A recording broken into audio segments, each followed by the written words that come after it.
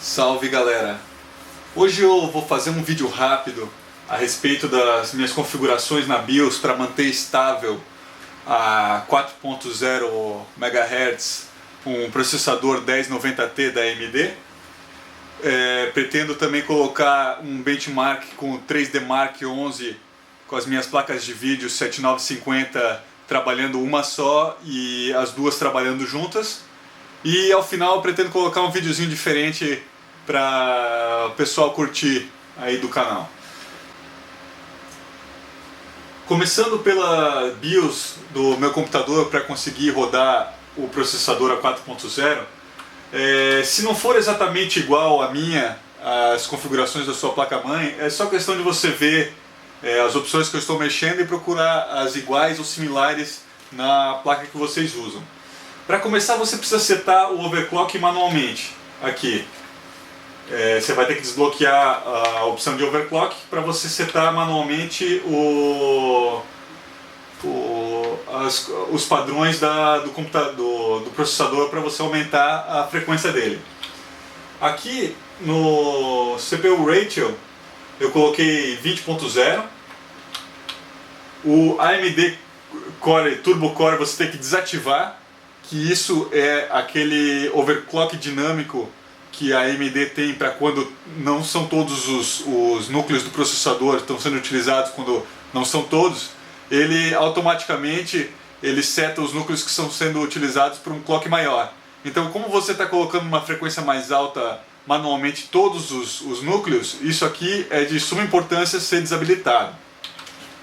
A frequência da CPU eu coloquei 200. Aqui se você for continuar brincando com isso, de aumentar a frequência do seu computador, isso aqui você tem que ver que quando você mexe nessa frequência, você está aumentando também a frequência da memória e do Hyperthread, que é a tecnologia de comunicação dos componentes da placa-mãe que a AMD usa.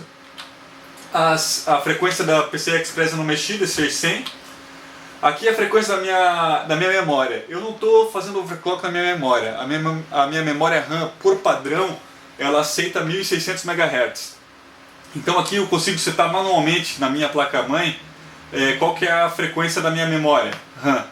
Então eu deixo 1600, eu não estou fazendo nenhum overclock. Talvez as memórias por padrão DDR3 são 1333.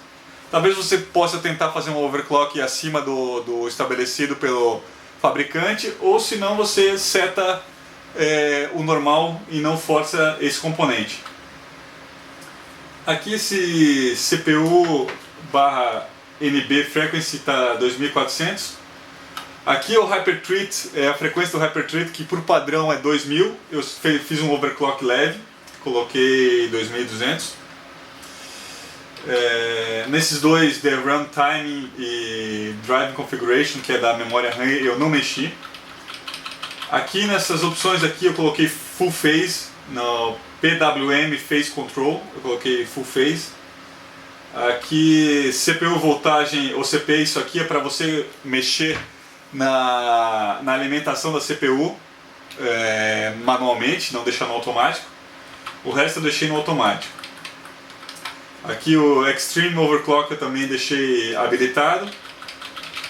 Aqui a alimentação do processador eu coloquei 1.45 volts. E na memória eu botei 1.65.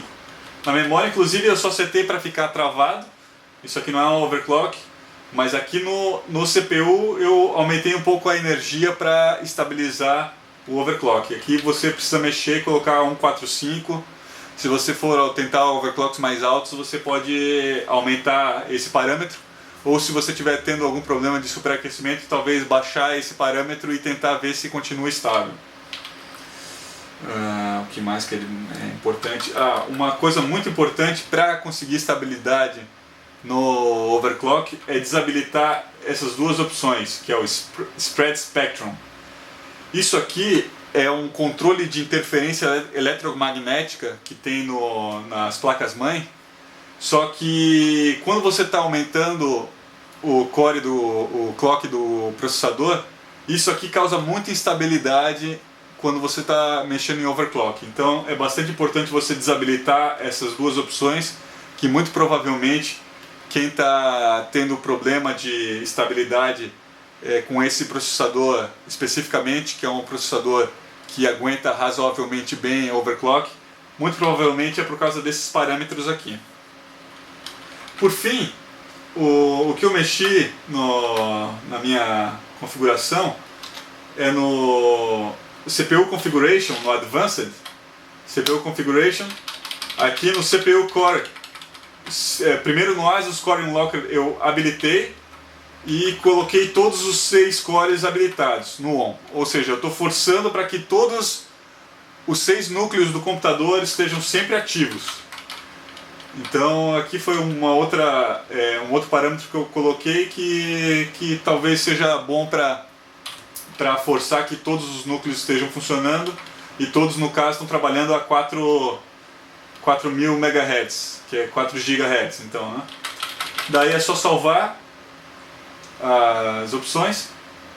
Eu vou descartar aqui porque eu não sei se eu mexi alguma coisa sem querer, mas está ali no 4.0 e no meu caso está funcionando bastante estável. Qualquer dúvida é só perguntar no campo adequado aqui no YouTube, que eu vou procurar responder e ajudar quem estiver tendo problema.